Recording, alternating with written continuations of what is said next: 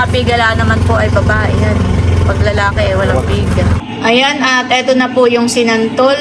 Ayan, luto na po itong alimango at akin na pong pinalalamig. Nilagay ko po muna dito po sa tapat po ng bintana. At mahangin po dito ay nang mabilis pong lumamig.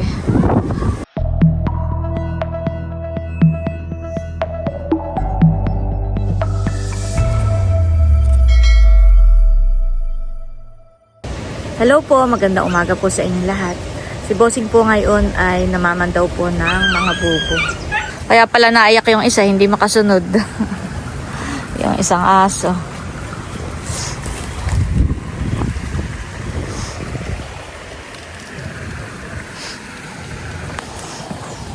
Itong isa ay bukas na. Baka may huli na kalpas. Sayangan eh.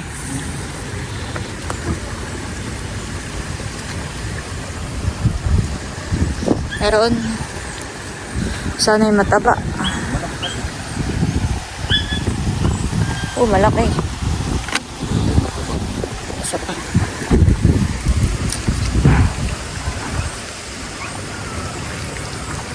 Wala. Kasal. Tatlo.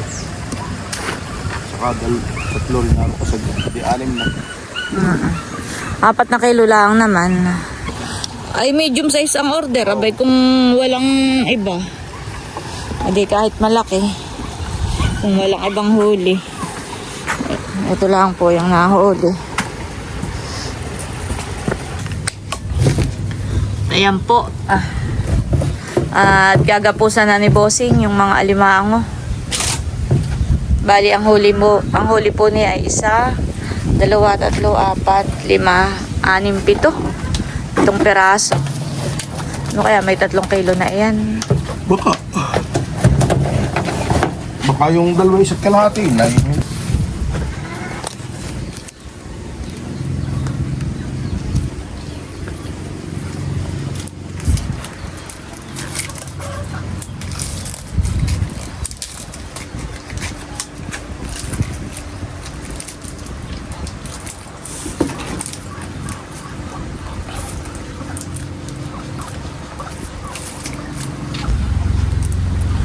Wow. Laki. Baka nga ito nakaagad yan eh. Kulang kalahating kilo. Kaya ang 2 peraso ay baka mahigit 1 kilo. Ito ay 7 buhit ito. O di 1 kilo na yan. Sa ko ilagay, diyan sa malaking timba. Okay, puno ng piga. Yan. Oh, Ayun siya namin may piga din. may mga pigala naman po ay babae yan. Pag lalaki ay walang piga. Taba. Tabala.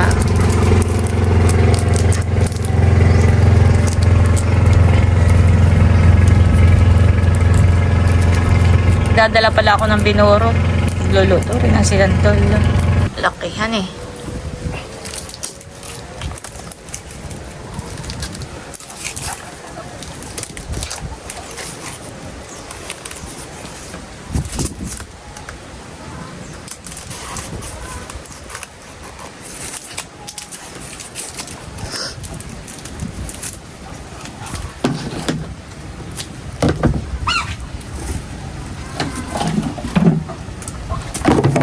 May gilati kayo may nahuli. Last ball. Last ball na po yung kay Bossing na gagapusan na.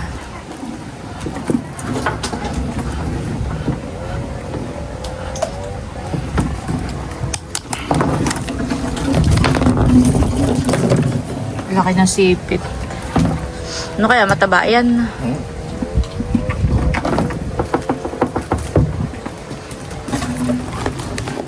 Ooh, laki. Ano kaya? May 1 kilo yan? Wala. Wala. Kulang-kulangan eh. 8 siyam. Ba't nakiginiginaw? Ayaw bumuka ang sipit. Talagang malaki ganito ng gabos. Hindi katulad ng maliit na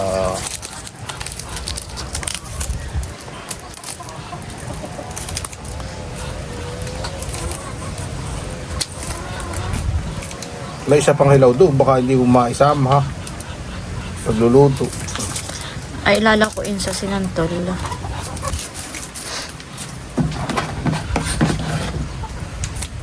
Ito po uli ang huli po ni Bossing. Lalagay na po natin to sa timba. Ayan po, at ito po lahat yung huli po ni Bossing. Ilang peraso ito? 7?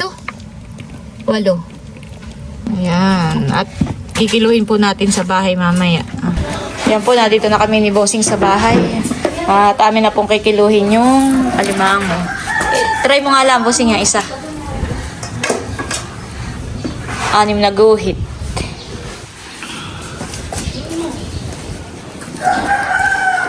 Lulutuin ko na daw.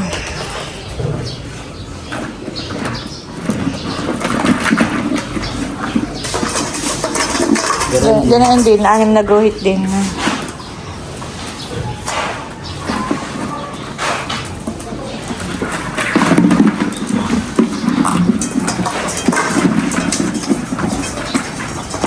Ano din? 5.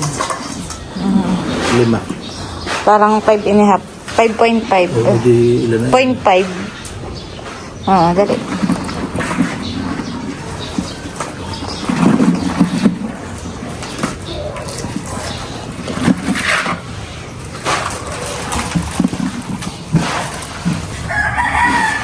Ayan po, bali 3.5. May malaki, may maliit. Isang presyo na lang. Ayan, honey. Ayan po, 3.5 kilos. At ito po ay aking ipipreser. Patlulutuin ko na rin po. 2 hours later. Ayan po, bali, ito na yung ating alimango. Ito po ay pinatulog ko na sa freezer. At ngayon po ay tatanggalan natin ng tali. At hindi na po ito makakapanipit dahil ito po ay bagay parang tulog na nga. Sobrang lamig. At ito po ay lulutuin na natin. Aking pakukuluan sa tubig na may asin. At ito po ay pagkatapos na yun ay palalamigin natin. At pag malamig na ay papasok po natin ulit sa freezer. Puprosin po natin ito. At bukas ng umaga ay pauwi na po si White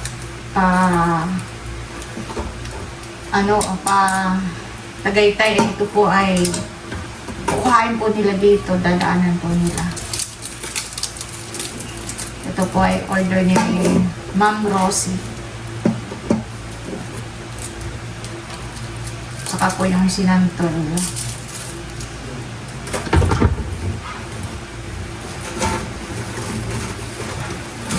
Ang order po sa atin ay medium size, pero ito po ay mga malalaki po ito. At kung ano daw pong mahuli ay yun. Gawa po ng kapag ka po walang medium size ay kahit daw po malaki. Ganito lang po yung medium size ay ito pong nahuli ni Bossing ay mga malalaki large. Yan, ganito po. Ay kapag ka po hindi natin isasama itong malalaki ay ilang peraso lang ito. Itong medium, 1, 2, 3, 4, 5. 5 po. Ay ang order nga po sa atin ay 4 na kilo. Tinatanggalan ko na muna po ng tali bago natin lutuin.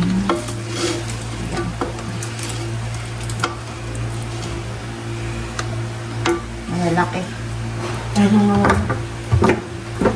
Si Dodotski po ay nandito.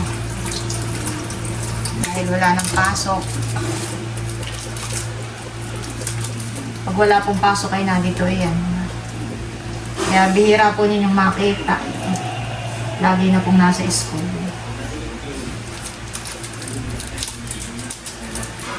Ayan guys, at meron din po tayo ditong sinantol. Ayan, luto na rin po ang ating sinantol. Isasalin ko na po ito sa isang lagayan. At ipipreser ko din po ito. Ito po ay order din po ito. Ayan, at ito na po yung sinantol. Bali, nailagay na po natin sa isang lagayan. At ito po ay tatakpan na natin. At sisilid ko nga muna po sa freezer.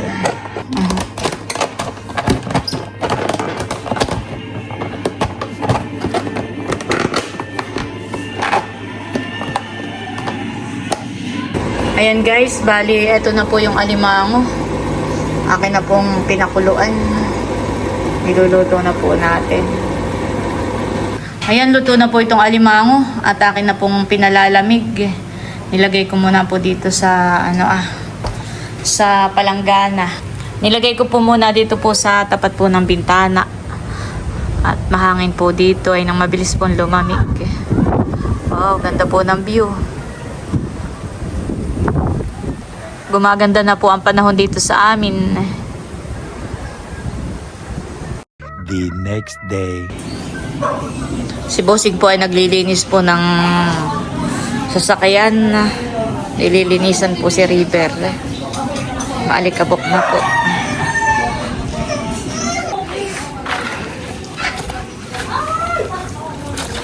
Dapat ay tutuyuin nata. Tapos ata mo ng takluban. Hani? Oh, dapat ibuhusan na rin ito aking nakuskus. Oh. Para habang nagkukuskus kaya akin na rin ini-sprayan ng tubig. Ginawa yun. Yung ibabaw na ano mo na? Tapos na? Saan? Sa gulong. Bubuksan po ni Bossing itong hose.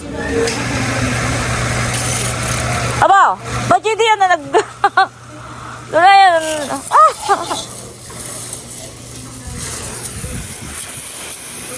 Pag wala doon tao, kung mayroon pala nakakaaligo ng maaga.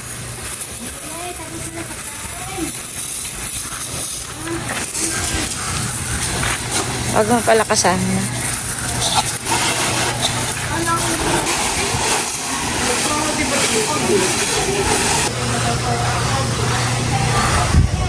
Okay lang, nalasakan.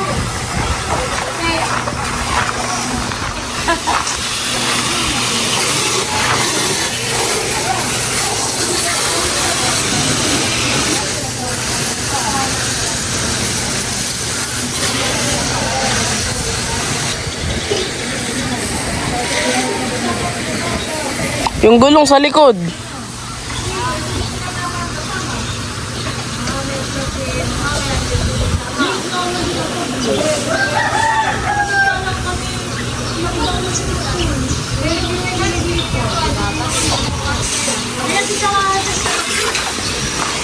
Ako babasa ako.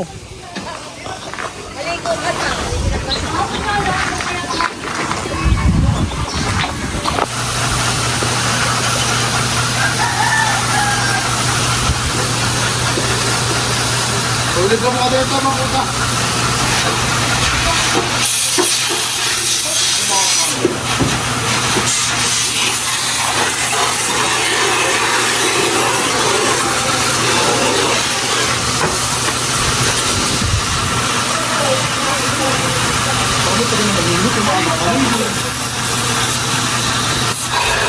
Ba't ako nang tinututuko mo? Ay, sorry. Pinigla ko yung box.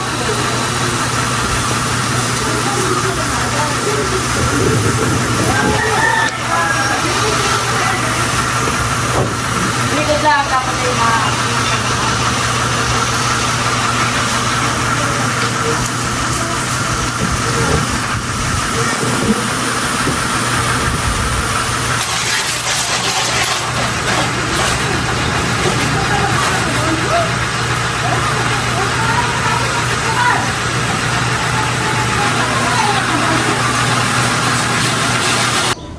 Ayan po, bali tapos na po namin ni Bossing linisan yung sasakyan. Pinupunasan na po niya. Tinutuyo na. Pinupunasan na po ni Bossing si River para matuyo.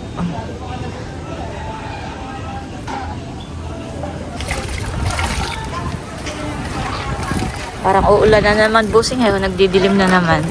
Ata mo ng Tacloban na yan, honey. Sipag. Uulan na!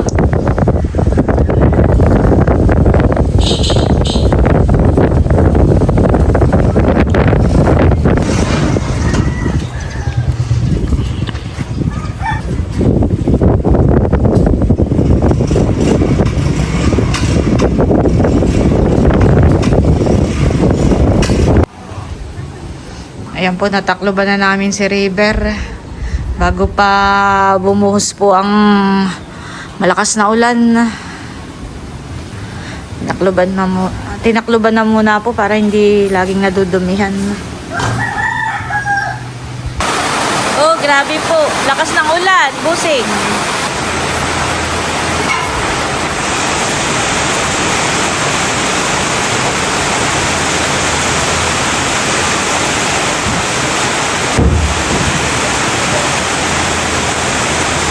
Ayan po, at si Bossing ay nagpipiling ng saging.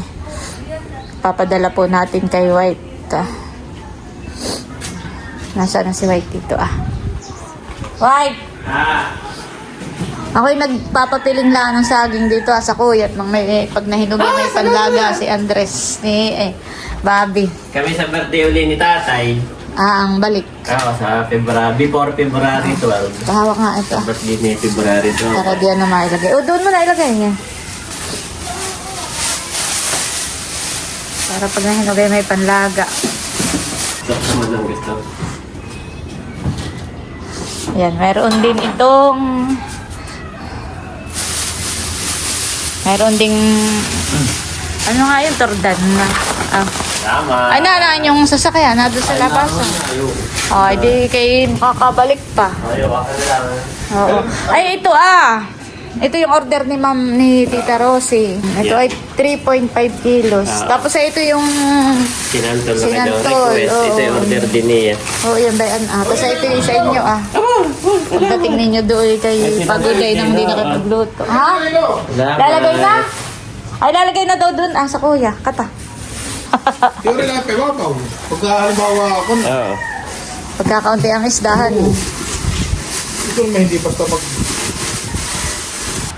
Ayaw, may babaw ng liburay. Patong mo lang doon. Kumusta na lang kuya? Ingat kayo sa Okay, biyahe. bibigay. Ano yun? Yung kay ano. Oo. Nga pala. Ay, katay dito sa loob. Ito yung sabi ko, di siya ako ipapasama sa iyo kay Anne Rose. At ito ngay bigay ng ating concerned nurse. Yan. From, Basta't ibang bansa. Ibang bansa. Basta't ang ano lang niya concerned nurse. Oo. Sige. So yan ay $200. Ay makikisuyo na lang ako na may ibibigay kay Anne Rose ay pakisabay na lang ha. Oo. Yan. At ikaw naman pati kachat mo si Oo, si Ate May. O ano nga palang update? Ang update ay parang, kahapong Friday ay sila'y nasa National Kidney. Parang binasa yung Oo. lahat ng lab test at Nagpa-lab test na sila. laboratory, oo. Ay kahapoy binasa. Anong Oo. sabi? Ay kailangan daw i-biopsy. Oo. Yung yung kanyang liver. Yung kanyang kidney. Oo. Para daw malaman kung anong gamot ang Oo, dialysis daw Bago Parang umuwi. hanggang doon lang yung na-update sa akin ni ate. Oo. Tapos sabi niya sila daw ay baka umuwi muna. Yan ay 11,000 nandiyan. Nandito nakalista. 11,544 yata. Oh. Yan. So naman naitawag na rin Oo. sa akin. Nakausap mo Oo, na rin. tumawag sa akin nga. Salamat. Disin niya sa iyo na diretso ipapadala. Ay may record na raw yung pangalan ko sa kanya. Oo. Ay sabi niya mas mabilis nga naman. Ay, oo. Kami saktong pauwi. Ayo. Kaso sayang at gusto ko rin makamusta si Ayan. Ate May saka si Anne Rose yung Ay kanyang parang anak. sila pauwi na daw. Ah. Ay pag ay kami ng kuya, Oo, pupunta kayo doon na namin lang. ang hapon. Ingat na lang kayo sa biyahe. Kami pa- Yung kami pa. sinatoldong binukod ko sa Oo, inyo yung- para pagdating doon kayo pagod na Salamat dito, Kakain na lang. Oo. Ayun ang magpahinog.